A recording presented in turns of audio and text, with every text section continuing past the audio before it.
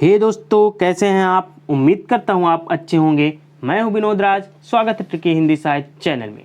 दोस्तों, आज हम कक्षा 12वीं की जो हिंदी विशिष्ट स्वाति है, जो कि एमपी बोर्ड में संचालित है, उसके गद्य खंड का पहला पार्ट जो है एक भय है, जिसका नाम भय है, जिसके लेखक हैं आचार्य रामचंद्र शुक्ल। एक निबंध है जो कि मनोवैज्ञानिक परक तथ्यों पर आधारित एक निबंध है, ठीक है ना। भावनात्मक तथ्य है उसमें, जो कि मनोवैज्ञानिक तक तो दर्शाता है। ऐसे निबंध के प्रश्नोत्तरों को आज हम पढ़ने वाले हैं। उससे पहले यदि आप मेरे चैनल को सब्सक्राइब न किए हो तो सब्सक्राइब कर दें, बेल आइकन प्रेस करें, जिससे आपको आने वाली वीडियो की नोटिफिकेशन मिलते रहे। वीडियो को लाइक करें, कमेंट्स करें और अब इस वीडियो को अपने दोस्तों तक ज़्यादा से ज़्यादा शेयर करें। तो चलिए आज हम पढ़ते हैं कक्षा 12 की हिंदी विशिष्ट स्वाति का गद्य खंड का पहला चैप्टर भय, लेखक आचार्य रामचंद्र शुक्ल के प्रश्न उत्तर, जिसमें पहला प्रश्न है। सबसे पहले देखते हैं अति लघुत्तरी प्रश्न, जिसमें पहला प्रश्न है कि भय कायरता या भीरुता की संज्ञा कब प्राप्त करता है। तो भय जब स्वभावगत हो जाता है तब वह कायरता या भीरुता की संज्ञा को प्राप्त करता है। दूसरा प्रश्न जो है, किस प्रकार के भय को आशंका कहा जाता है। तो जब आपत्ति या दुख का पूर्ण निश्चय न करने पर उसकी मात्र संभावना होती है तब वह आवेग शून्य भय होता है, उसे आशंका कहते हैं, ठीक है ना। अगला प्रश्न जो है, भय किन किन रूपों में सामने आता है। तो भय अनेक रूपों में सामने आता है, जैसे कि असाध्य, साध्य, कायरता, आशंका इत्यादि रूपों में सामने आता है। ओके। अगला जो प्रश्न है चौथा, वह है कि किस भय के कारण व्यापारी व्यवसाय में हाथ नहीं डालते। तो अर्थ हानि के भय के कारण, यानी कि धन संबंधी घाटा जिसे कहते हैं, कि अर्थ हानि के भय के कारण बहुत से व्यापारी कभी कभी किसी विशेष व्यवसाय में हाथ नहीं डालते हैं। उनको लगता है कि हमें घाटा हो जाएगा, हमें नुकसान होगा, जिस वजह से वो क्या करते हैं, व्यवसाय करने से कतराते हैं। ओके। अब देखते हैं लघुत्तरी में पहला प्रश्न जो है, भय और आशंका में अंतर। तो भय और आशंका में सूक्ष्म अंतर है। आने वाली मुसीबत की भावना या दुख के कारण एक प्रकार का आवेगपूर्ण तथा स्तंभकारक मनोभाव पैदा होता है, उसे क्या कहते हैं, भय कहते हैं, ठीक है ना। कि मुसीबत या की भावना या दुख के कारण एक प्रकार का जो आवेगपूर्ण जोशपूर्ण, ठीक है ना, स्तंभ कारक आता है, जिससे हम क्या कहते हैं, रुक जाते हैं थोड़ी बहुत के लिए, उसे क्या कहते हैं, भय। जैसे कि मान लीजिए, सपोज दैट आप किस जंगल में जा रहे हैं, तो आपको अचानक कुछ ऐसा लगे कि कोई जानवर आ रहा है, तो आप क्या होगी, स्तंभ हो जाएंगे, वहीं पे खड़े हो जाएंगे। वही क्या है, भय है। भय में दुख के बाहर आने की भावना होती है, भय से दुख भी उत्पन्न होता है। दूसरी ओर दुख या आपत्ति का पूर्ण निश्चय न रहने पर उसकी संभावना मात्र का अनुमान हो, जो आवेग शून्य भय है, वह आशंका है। यानी कि दूसरे तरफ ये है कि जहाँ दुख और आपत्ति हो, लेकिन पूर्ण निश्चित न हो कि हमें यह कुछ चीज़ यहाँ पर होगा, केवल हमें अपने मन में ही सोचे कि ये होने वाला है, वही अनुमान क्या है, आशंका है। आशंका में आकुलता नहीं होती, उसका संचार धीमा हुआ अधिक समय तक रहता है। आशंका को भय का लघु रूप कहा जाता है। ओके। अगला जो प्रश्न है, भय किन किन परिस्थितियों में साध्य का स्वरूप प्राप्त करता है। तो भय का साध्य स्वरूप भय है जब भय को प्रयत्न अथवा प्रयास द्वारा दूर किया या रखा जा सकता है। साध्य का स्वरूप परिस्थिति की विशेषता, मनुष्य की प्रकृति और विश्वास पर निर्भर होता है। अभ्यास, साहस, क्षमता, शारीरिक शक्ति, ज्ञान शक्ति तथा हृदय शक्ति इत्यादि तत्व प्राणी को भय से बचाव में सफल बनाते हैं, और यही सफलता भय को साध्य का स्वरूप प्रदान करती है। ओके। अगला प्रश्न है, जंगली जातियां भय से स्थायी रक्षा हेतु क्या उपाय करती हैं।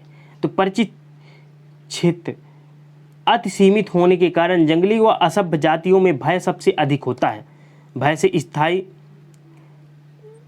रक्षा हेतु वह जिससे भयभीत होता है उसे श्रेष्ठ मान लेता है और उसी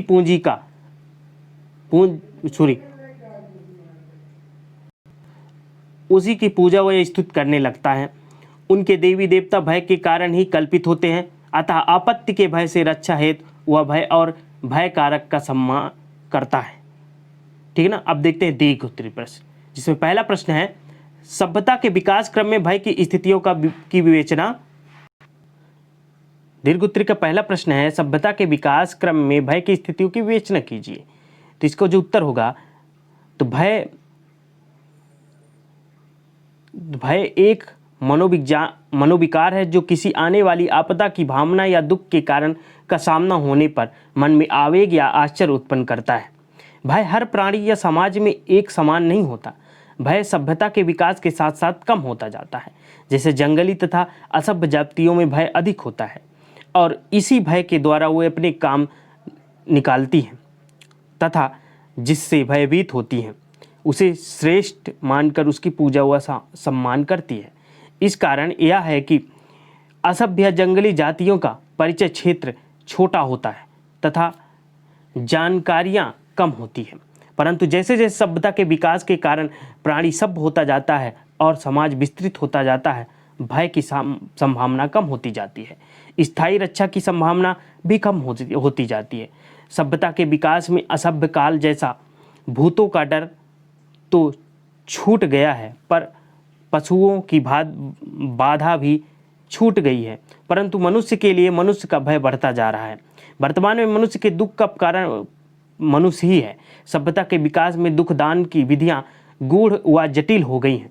सभ्यता की वर्तमान स्थिति में एक जाति को दूसरी जाति से, एक देश को दूसरे देश से भय के स्थायी कारण प्रतिष्ठित होते गए हैं। सबल व सक्षम देशों के मध्य अर्थ संघर्ष, सबल निर्बल देशों के बीच अर्थ शोषण की प्रक्रिया भय की स्थिति को ही जन्म देती है और विश्व प्रेम और आध्यात्मिकता का नारा लगाती है। कैसी विषम स्थिति पैदा हो गई है। ओके। जो दूसरा प्रश्न है निर्भयता की प्राप्ति हेतु क्या अपेक्षित है। तो उत्तर होगा इसका सुखी एवं आतंक मुक्त रहना प्रत्येक प्राणी का अधिकार है। इन दोनों की प्राप्ति के लिए वह जीवन में कर्म को अपनाता है और दुख को साध्य बनाकर निर्भयता का आंचल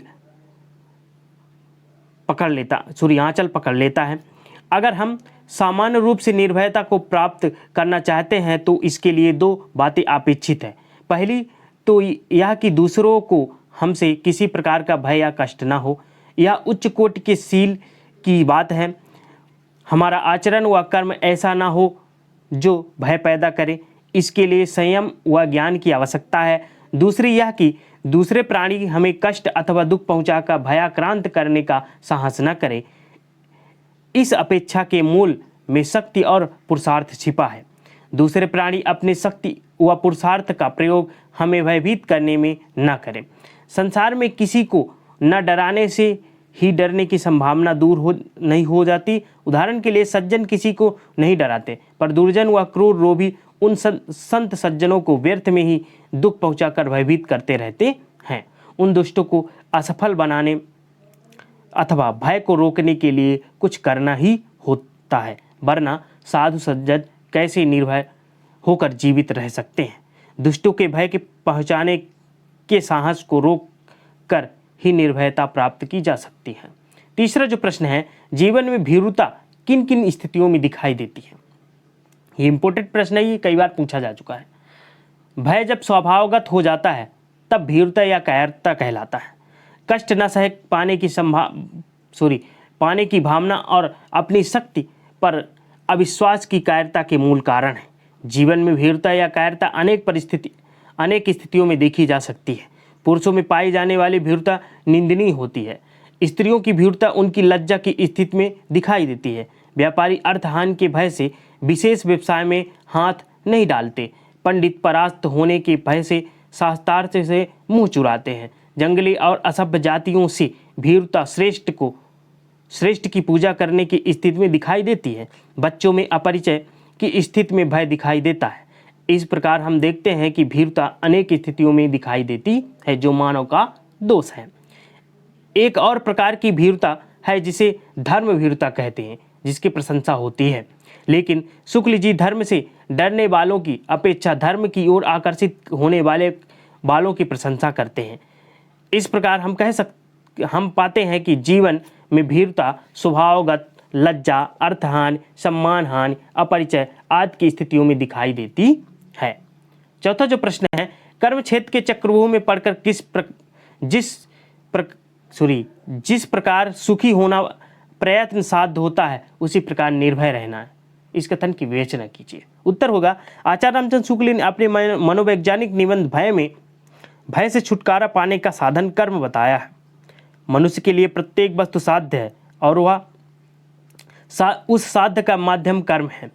प्राणी प्रयत्न के द्वारा ही सुखी हो सकता है। सुखी होने के लिए यही भावना निर्भयता कहलाती है। निर्भयता प्राप्ति के लिए प्राणी को कर्मशील के साथ साथ सहनशील, स्वयं की शक्ति में विश्वास, भीरुता से दूर, साहसी आदि बनना अनिवार्य है। प्राणी कर्मरत रहकर अपने दुखों पर विजय प्राप्त कर लेता है और निर्भय हो जाता है। अतः कर्म के द्वारा निर्भयता को प्राप्त किया जा सकता है। इसी कर्म का संदेश श्री कृष्ण ने कुरुक्षेत्र के मैदान में अर्जुन को देते हुए कहा था, हे क्षत्रिय, तेरा कर्म युद्ध करना है, पारिवारिक मोह में पड़ना नहीं। तो ये रहा प्रश्न। अब जो भाषा अध्ययन है, जो कि ये इम्पोर्टेंट है, नई शिक्षा नीति के तहत इनका पढ़ना बहुत जरूरी हो गया है, क्योंकि इन पर अब ज़्यादा फोकस रहेगा। तो जिसमें पहला प्रश्न है, निम्नलिखित शब्दों के विलोम शब्द लिखिए। तो जिसमें पहला है साध्य, इसका विलोम हो जाएगा साध्य, समता, अक्षमता, विश्वास, अविश्वास, सुखात्मक, दुखात्मक। यदि आपको विलोम से संबंधित वीडियो देखना है तो आप मेरे चैनल में व्याकरण के प्लेलिस्ट में जाकर के विलोम दे सकते हैं। वहाँ पर हम याद करने का तरीका बताएं हैं। इसी तरह पर्यायवाची को बहुत अच्छा हम याद करने के ट्रिक बताए हैं। ठीक है ना। निम्नलिखित शब्दों में उपसर्ग और प्रत्यय पृथक करके लिखिए। सबसे पहले देखते हैं किन किन किन में उपसर्ग लगा है। ठीक है ना। तो जो पहला है इसमें परिस्थिति, ठीक है ना, अज्ञान, अपरिचित, विशेष, ये चार शब्द जो हैं, परिस्थिति, अज्ञान, अपरिचित, विशेष। तो सबसे पहले उपसर्ग क्या है? उपसर्ग वे शब्दांश हैं, शब्दों के एक अंश हैं, जिनका क्या होता है, किसी शब्द के पहले या पूर्व लगकर उसके अर्थ में परिवर्तन कर देते हैं। जैसे परिस्थिति, परिस्थिति में परि, धन स्थिति, परि एक उपसर्ग होता है और स्थिति एक शब्द होता है, तो परि इसमें उपसर्ग लगा है। अज्ञान में आ उपसर्ग लगा है, ज्ञान एक शब्द है। अपरिचित में आ, परिचित आ उपसर्ग है, परिचित शब्द है। विशेष में बी उपसर्ग है, शेष शब्द है। अब देखिए, सार्वभौमिक प्लस भीरुता, दो प्रकार का प्रश्न इसमें है, जो इसमें प्रत्यय लगा हुआ है। सार्वभौमिक में इक प्रत्यय लगा है, सार्वभौम प्लस इक। भीरुता में भीरु प्लस ता, ये शब्द है। ओके, अब देखते हैं निम्नलिखित वाक्यों के लिए एक शब्द लिखिए जिसकी कल्पना न की जा सके, अकल्पनीय होता है। जिसका अंत ना हो, अनंत होता है। जिसके समान कोई दूसरा ना हो, अद्वितीय होता है। बिना सोचे समझे किया गया विश्वास अंधविश्वास होता है। ओके, नीचे दिए वाक्यों में से सरल, संयुक्त और मिश्र वाक्य छांट कर लिखिए। अब ध्यान रखिएगा, जिसमें पहला मेरा विचार है कि, ध्यान रखिए, ये जो की शब्द है, आज घूमने चलें, ये जो की लग गया तो समझ लेना आप मिश्र वाक्य है। ओके, मैंने एक व्यक्ति को देखा जो बहुत लंबा है, जो सो से ये चालू हो तो ये हो क्या हो जाता है, मिश्र वाक्य होता है। वाक्य आपको जब पढ़ाया जाएगा तो अच्छे से समझाया जाएगा। बालिकाएं गा रही हैं और नाच रही हैं। देखिए, इसमें और, एवं, तथा ये शब्द जब लग जाए तो यहाँ पर संयुक्त हो जाता है। बालिकाएं नाच गा रही हैं एक अलग वाक्य हो गया, और नाच रही हैं, बालिकाएं नाच रही हैं, दोनों को जोड़ देंगे और लगा करके तो संयुक्त वाक्य हो जाएगा। ओके, बच्चे लाइन में जाएंगे, बच्चे लाइन में जाएंगे, साधारण तौर पर हम कह रहे हैं, इसमें कोई भी योजक चिन्हों का प्रयोग नहीं, इसलिए सरल वाक्य होगा। अध्यापक चाहता है कि शब्द लग गए यानी मिश्र वाक्य, उसके सभी शिष्य अच्छे बने। ओके, मैंने उसे मना लिया है, तो इसमें मैंने उसे मना लिया सरल वाक्य। ओके, तो दोस्तों ये रहा गद्य खंड का पहला पट भय, जिसके लेखक हैं आचार्य रामचंद्र शुक्ल। आचार्य रामचंद्र शुक्ल की जीवन परिचय भी बहुत ज़्यादा पूछा जाता है, आप उसको पढ़िएगा। या तो फिर मैं किसी वीडियो में उनका जीवन परिचय कैसे लिखा जाता है हम बता देंगे। उम्मीद करता हूँ ये वीडियो आपको अच्छी लगी होगी। ये वीडियो अच्छी लगी तो लाइक जरूर करिए, कमेंट्स करिए और इस वीडियो को अपने दोस्तों तक शेयर जरूर करें। मिलते हैं नेक्स्ट वीडियो में, तब तक अपना ख्याल रखिए, स्वस्थ रहिए, धन्यवाद।